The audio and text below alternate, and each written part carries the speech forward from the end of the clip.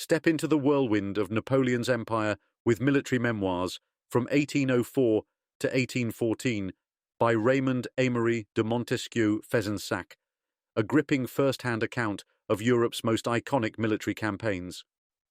From the triumphs of Austerlitz to the frozen retreat from Moscow, this memoir thrusts you into the heart of the action.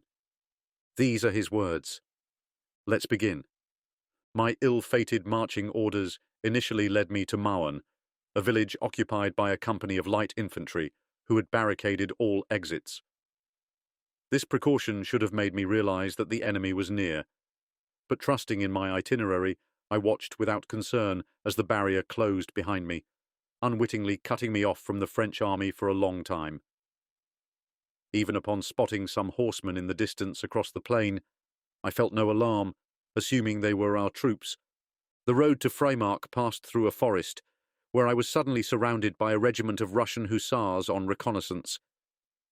They appeared simultaneously from all directions, leaving me no chance for escape or resistance.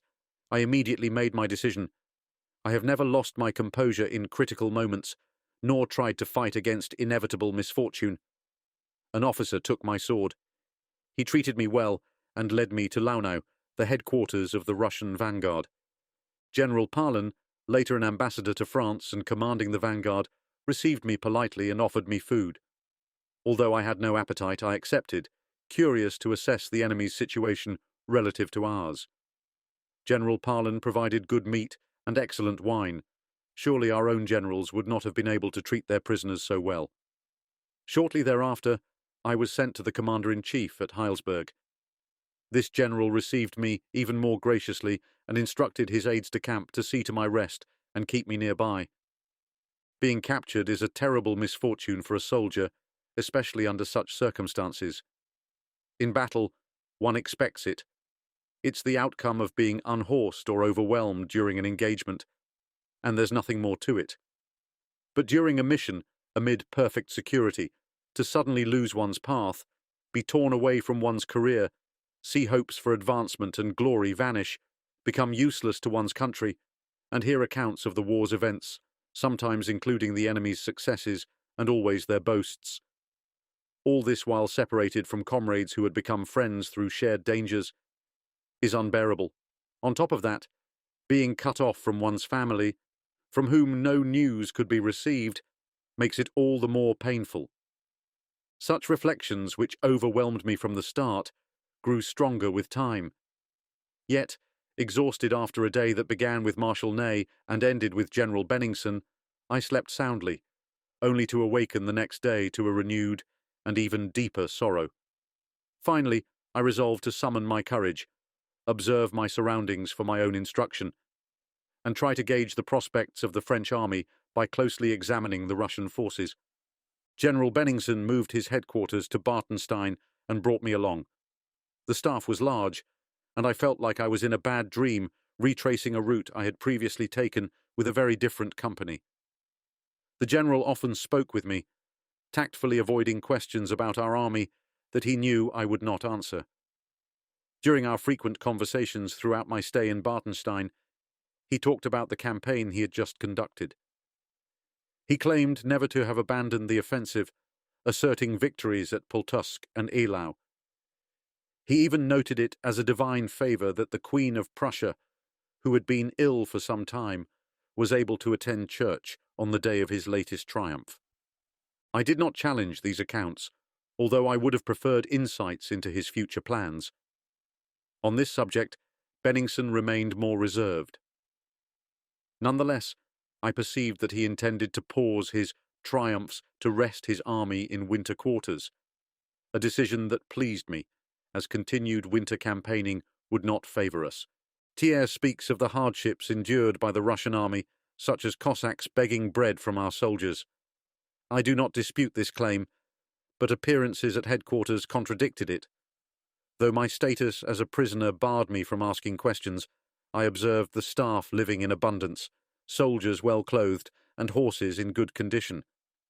Comparisons between their situation and ours were certainly not favorable to us. One morning, I received a surprise visit from a Russian officer, Colonel Dalbignac, who had served in the French army before joining the Russian ranks. He brought me encouraging news, stating that my exchange might soon be arranged. I clung to this hope fervently. Despite the comforts provided to me, the psychological strain of imprisonment weighed heavily.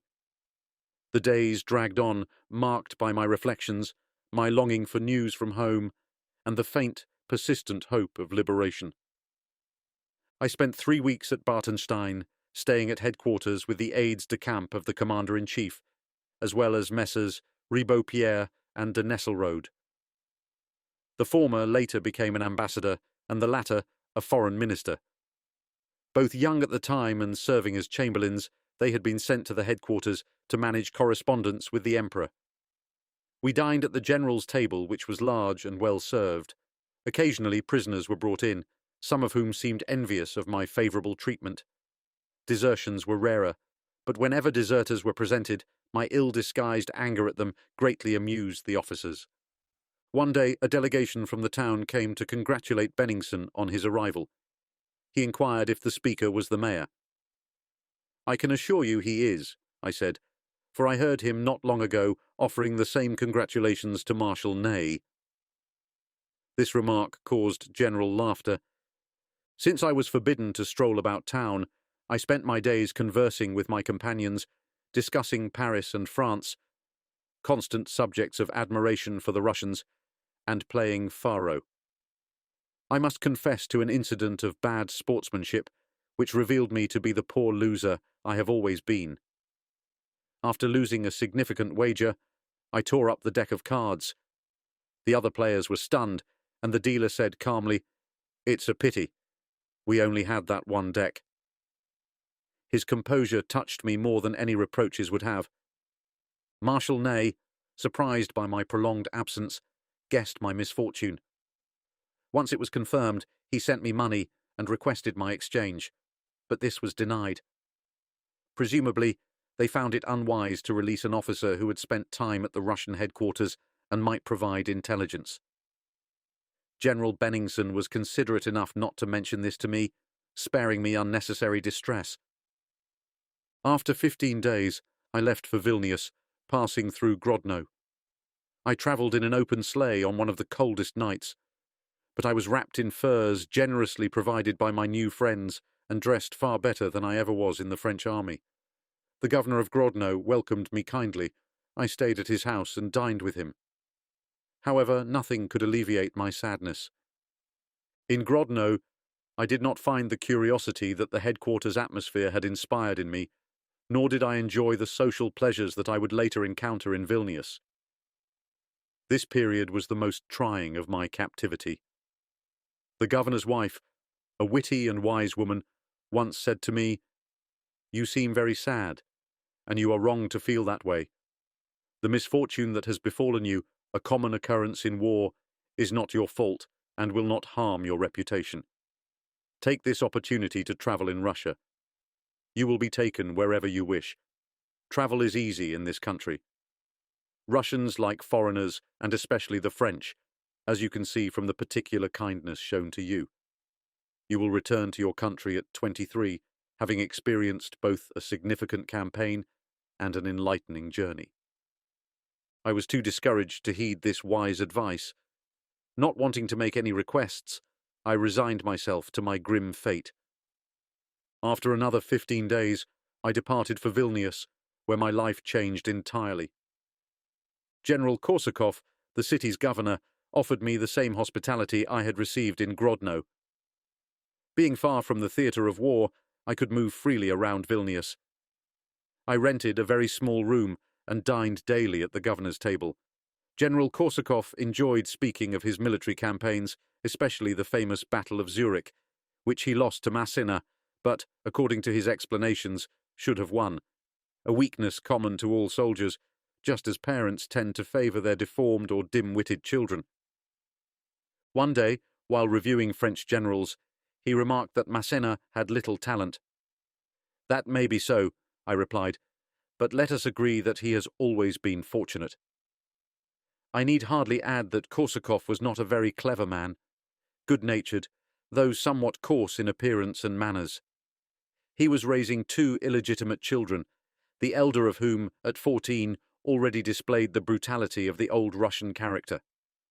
He would cruelly mistreat his younger brother, an 8-year-old boy, with cold-hearted savagery. Once, during a walk, the younger boy did something to irritate the elder. "We'll deal with that later," he told him. The walk continued cheerfully, but upon returning, he dragged his brother to his room to beat him with a stick. I was also warmly received by the civil governor, Mr. Bagmowski, and I was as welcome at his table as at the military governor's. It is a hallmark of this country's great politeness. There are always several empty places at the table for those invited to dine, and this invitation is not a mere formality. The host will even reproach you if you do not accept. Mr. Bagmowski had married Miss Miliko, a very beautiful Polish woman, younger than him, and happily passionate only about fashion. Her sister, Marie, impressed me more. Her pleasant demeanour and her manners, which were a blend of Polish and French refinement, were as charming as her appearance. I have no doubt that she would have been as successful in London or Paris as she was in Vilnius. Naturally, I frequented the civil governor's home more than the military governor's, finding the company of two charming women far preferable to that of two unruly children. We agreed never to speak of the war, to avoid remembering that the women's beloved brother was my enemy.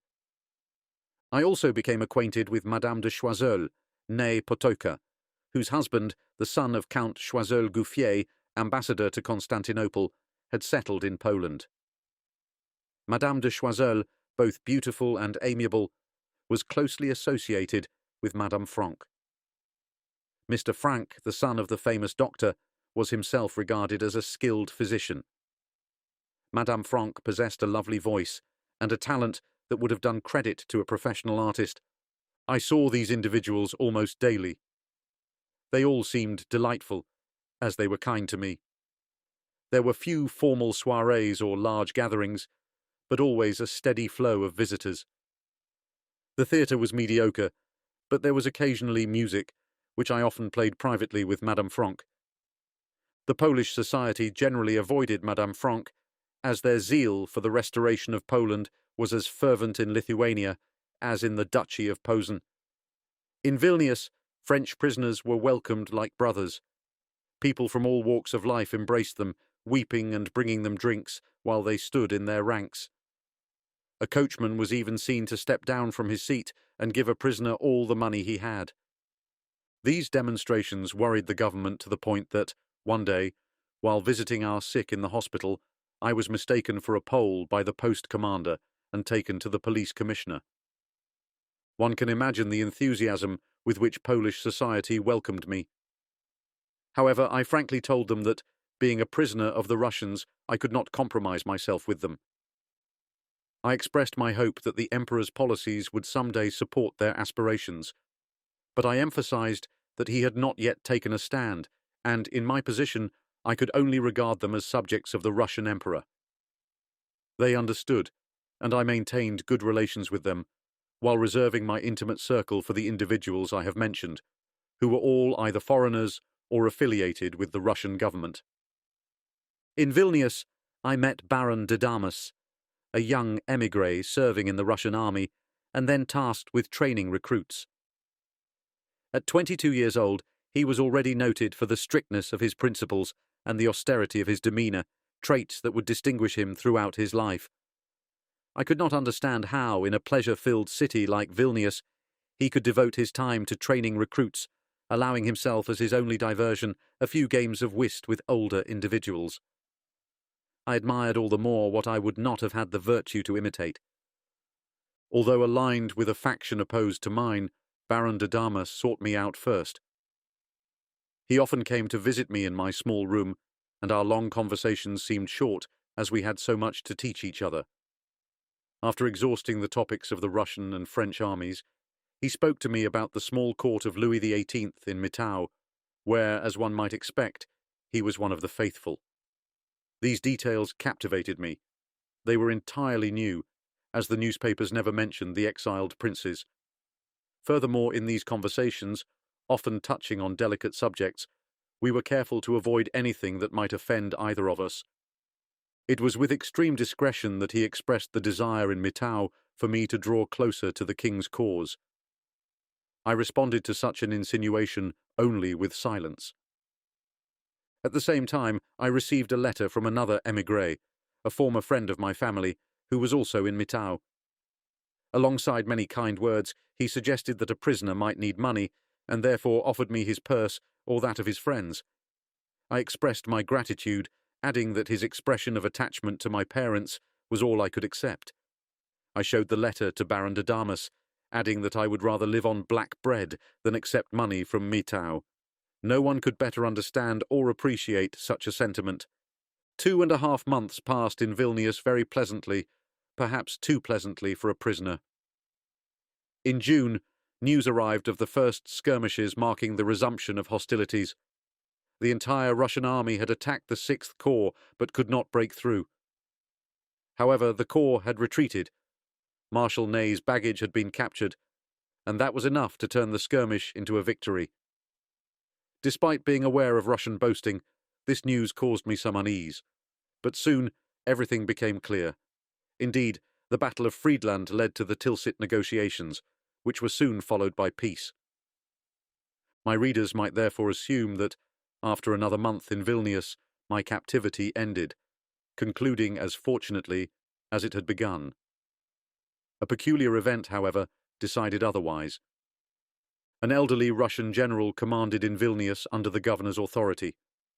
Baron de Damas had urged me to pay him a visit as my immediate superior in my status as a prisoner of war. I did not bother, believing myself secure enough under the governor's protection. The general was greatly offended. I eventually agreed to visit him one day with Baron de Damas, but the damage was done, and this belated visit likely did more harm than good in his eyes. When news of the resumption of hostilities reached Vilnius, General Korsakov was summoned to the army, leaving the elderly general in control of my fate.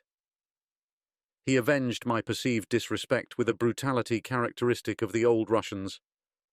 One morning, I learned I was to leave immediately to join a depot of French prisoner officers in Kostroma, 100 leagues beyond Moscow and 300 leagues from Vilnius. I was not even permitted to bid farewell to my friends, not even to Madame Bagmowska, the civil governor's wife, whose house was beyond suspicion. I was at least allowed to choose my mode of travel. A banker provided me with all the necessary funds, and a non-commissioned officer assigned to escort me was ordered to treat me with respect. Not wanting to request any favours after such undeserved treatment, I asked to travel day and night without losing a minute. The news of my sudden departure spread throughout the city, deeply troubling my friends, as it revealed the extent of the oppressive authority over them. My departure became a moment of triumph. The entire city turned out at their windows. People wished me a safe journey and a swift return. Several women waved their handkerchiefs. The next day, they complained to the general about such brutal and undeserved treatment. With surprising gallantry, the general replied that if he had known my departure would cause such grief to the ladies of Vilnius, he would have sent me away much sooner. I reached Smolensk in record time. The governor hosted me in his home and wished to keep me for several days. His aide-de-camp even hinted very clearly, on his behalf, that if I claimed to be ill, I could remain in Smolensk. I do not know what madness drove me to refuse this new show of kindness, but as I mentioned earlier, I was determined neither to request nor accept any favours. I was punished for this decision by a 3-month extension of my captivity, 3 of the most inconvenient, dreary, and unpleasant months I have ever experienced in my life. I departed, escorted by my non-commissioned officer, travelling day and night as I had requested, scarcely taking the time to eat, and with the speed of Mazeppa carried away by a wild horse. A small, unsuspended cart, filled with straw and exchanged at every relay station, carried the driver, the non-commissioned officer, and me. A single horse pulled us at a gallop. Only my youth and health enabled me to endure such hardships. I spent days and nights sleeping in this strange vehicle. When we stopped to eat, my appearance became a source of curiosity for the locals. One day, heat and dust caused swelling in my eye, so I used steam from boiling water for a fumigation in an inn. The villagers crowded at the door, watching with terror as my head, covered with a veil and exposed to the steam, appeared to undergo a mysterious ritual. They believed I was engaged in some Kabbalistic operation. Undoubtedly, if thunder or fire had erupted at that moment, they would have attributed it to me. Another time, I was asked for advice regarding a sick child. I admitted my ignorance, but to restore my reputation, I prescribed a random remedy for a half-lame horse and quickly departed in my cart before the effects of my peculiar prescription could be assessed. Everywhere, irritation against the French army, and especially against the emperor, was intense. I carried a small portrait of Homer, which a postmaster mistook for an image of Napoleon and attempted to tear up. I barely managed to calm him, swearing that the two figures bore no resemblance, just as the two men were entirely different. I faced another particular disappointment during this cursed journey. I had inquired whether Moscow lay along my route and, if so, lowered my pride enough to request the favour of staying there for at least a day. I was assured it did not. Yet one morning, upon seeing a cluster of domes on the horizon, I asked my non-commissioned officer what it was. "Moscow," he replied. It was too late to seek permission to stay, as my escort's only orders were to deliver me to my destination. At least I enjoyed a better meal there than usual, but we left immediately afterward. I finally arrived in Kostroma, passing through Yaroslavl, and joined the depot for prisoner officers stationed there. Here began an entirely new chapter of my life. The Russian general who had treated me so disgracefully had not bothered to recommend me to the governor of Kostroma, an ignorant and rather coarse man, like most Russians who spoke neither German nor French. His wife, better educated, received me kindly and offered me some books for solace. Beyond that, I was treated no differently than the other prisoners, a distinction that would hardly have been possible. In Vilnius, I was alone, but in Kostroma, any preferential treatment would have offended officers of equal or higher rank. Thus, I was reduced to a shared life, which I will now describe. There were 3 senior officers in Kostroma, a lieutenant colonel and 2 squadron leaders who ate separately, and about 20 junior officers with whom I joined. 12 of us were housed in 2 rooms, sleeping on chairs, mattresses, or straw, unable to completely avoid insects and vermin. Fortunately, we found a decent boarding house run by a German settled in Kostroma, offering affordable meals suitable to our circumstances. I have no particular remarks about these officers, as they came from various branches of the army and different units. Some non-commissioned officers even posed as commissioned officers, playing their roles so convincingly that the real officers were fooled. For instance, a young chasseur quartermaster, having obtained a small grey coat, claimed to be a cadet from Saint-Cyr, captured just as he was about to join his infantry regiment. Some sergeants posed as lieutenants, while certain adjutants pretended to be captains. When the truth about these deceptions was later discovered, some genuine officers were offended, though I believe they were wrong. It is natural to seek to improve such a miserable situation. For a prisoner, the difference between being treated as an officer versus a soldier could mean life or death. For me, this felt like a return to my apprenticeship in the Montreuil camp. I had to forget Vilnius, just as I had once forgotten Paris, and reacquaint myself with all the privations and miseries of life. I found myself among people vastly different from those I had grown used to. These officers were scarcely distinguishable from soldiers, sharing the same ignorance and lack of manners. A few, slightly better educated, would smile at the others' antics. Each man recounted his exploits, true or fabricated. Freed from the constraints of discipline, their characters revealed themselves fully. Some good, some bad, some generous, some selfish. There were kind-hearted souls and quarrelsome ones. If we had possessed weapons, there might have been several duels within our little colony. However, time and the hope of seeing the end of our exile made us forget our disputes, and I do not believe a single one of these provocations was ever acted upon. One officer was particularly disliked by the others. Although he lived and ate with us, he was always left apart. I learned that he was accused of having received a sum of money from a Polish nobleman, meant to be distributed among his unfortunate comrades, but keeping it for himself. As in the camp of Montreuil, my arrival caused some surprise and even some suspicion. My attire, less tattered than that of others, although far from elegant, and my exceptional situation until that point appeared peculiar. Who was this officer travelling post, with a Russian non-commissioned officer as his escort? Why such a distinction, which was not owed to his rank? He claimed to be an aide-de-camp to Marshal Ney, and wore the uniform of the 59th Regiment. Was he yet another impostor, one of those prisoners adept at pretending to be what they were not? These doubts were soon dispelled. Less inexperienced than at the camp of Montreuil, I knew who I was dealing with, and had learned the local language. Some officers, understanding my family's circumstances, were not surprised to see that I had some money. My character pleased my fellow prisoners, and I used my personal advantages only to be agreeable to them. Thus we quickly established a harmonious relationship. In this provincial capital, one of the most remote in European Russia, some semblance of society could still be found. French was spoken little, while German was slightly more common. No one hosted us for meals, but we received occasional invitations to feasts that lasted almost the entire day, in the manner of hospitality particular to semi-civilized peoples. One had to eat a variety of dishes served one after the other, and if you attempted to leave under the pretext of an obligation, the host would run after you, imploring you to return. Finally, news of peace arrived, followed by the order for our departure. But what a strange journey it was. The distance from Kostroma to Vilnius is over 300 leagues, passing through Moscow.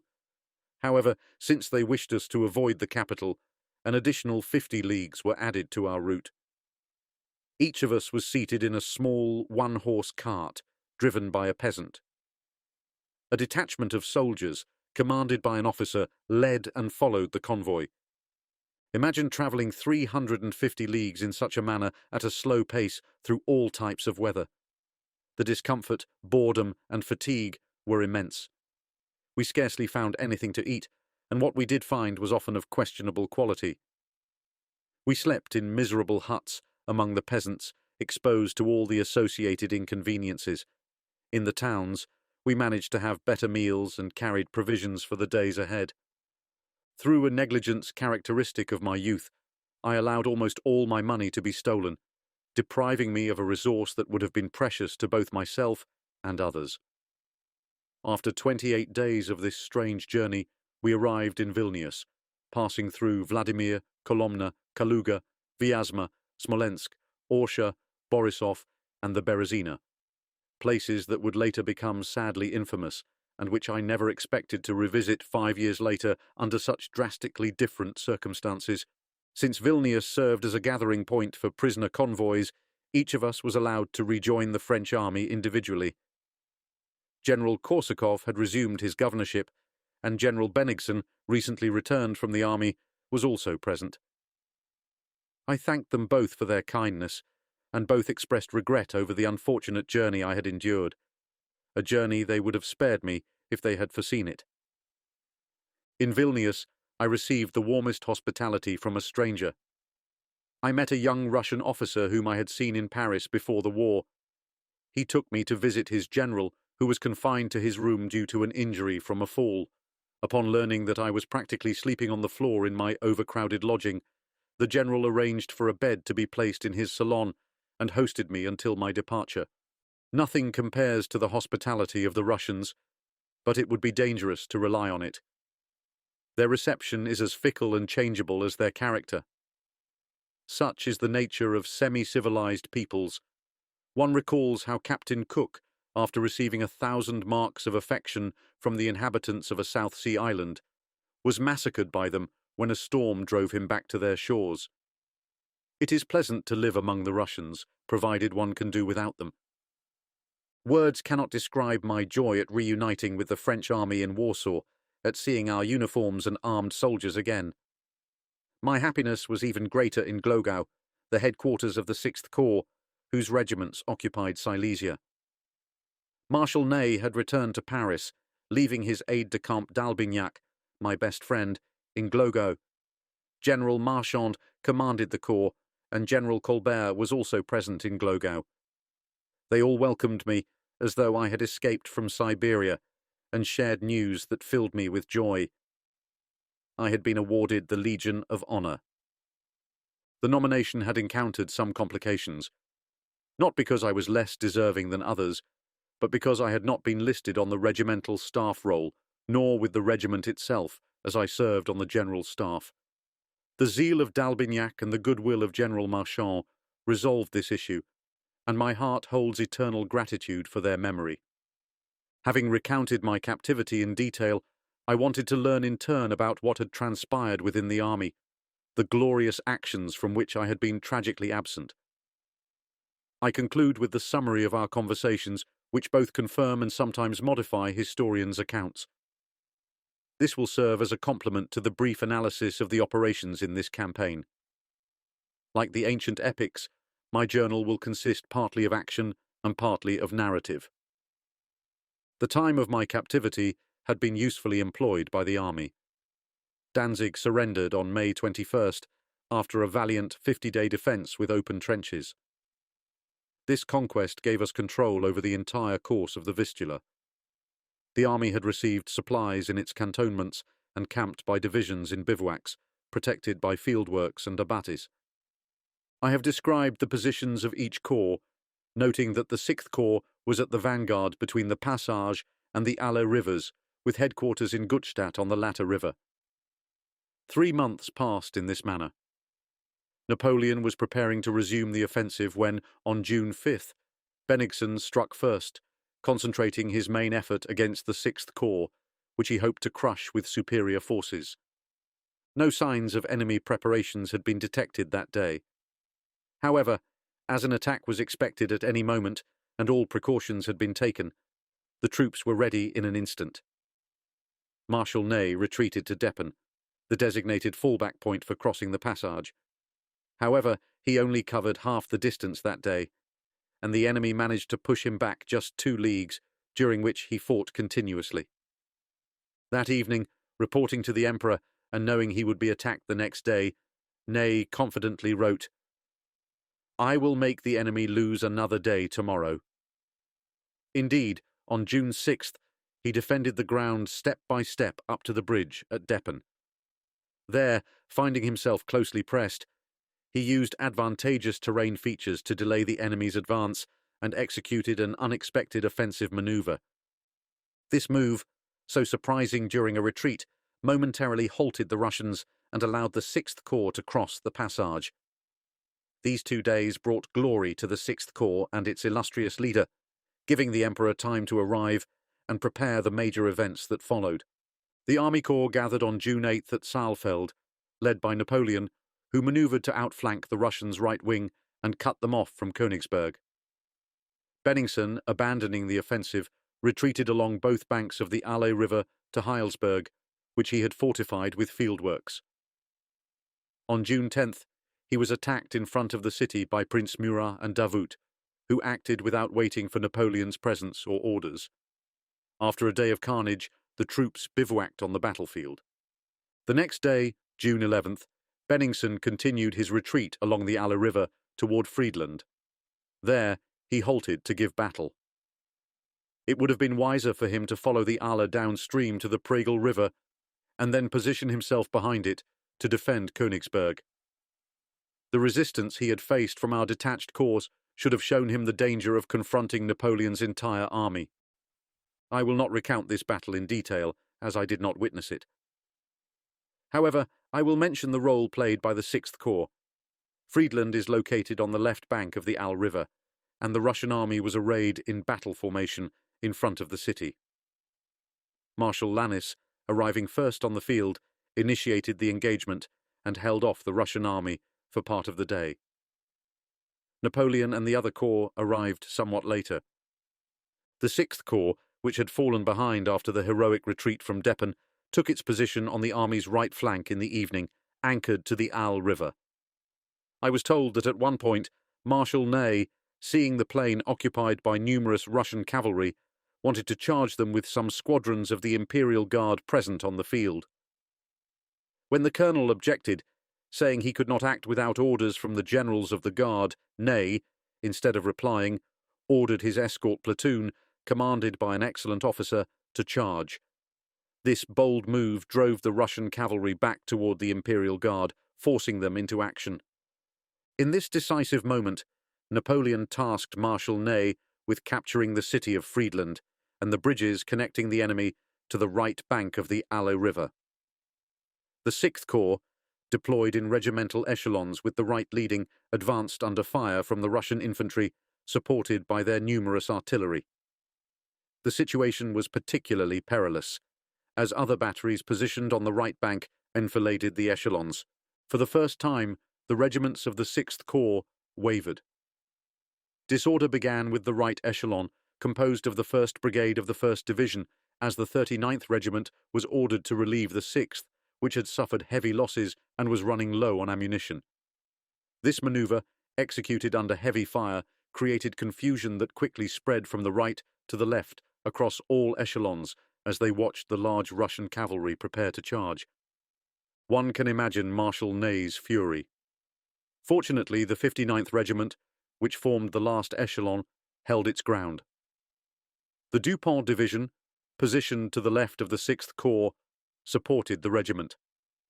La Tour-Maubourg's dragoons repelled the enemy cavalry.